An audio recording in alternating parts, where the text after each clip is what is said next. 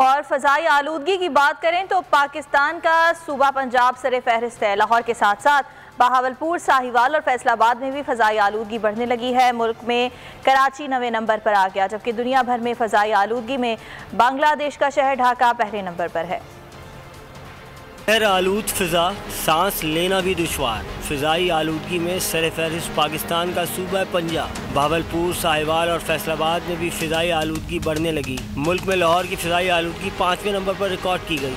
बहावलपुर में 399, गुजरांवाला में 283, साहिवाल में 278, जबकि मुल्तान में फ़िज़ाई आलूदगी 252 पार्टिकुलेट्स मीटर रिकॉर्ड की गई। कराची में फ़िज़ाई आलूदगी का मेयार 159 पार्टिकुलेट्स रिकॉर्ड किया गया। दुनिया भर में बांग्लादेश का शहर ढाका 285 पार्टिकुलेट्स मीटर के साथ पहले नंबर पर है। लाहौर में 250 और दिल्ली में हवा का मेयार 235 रहा।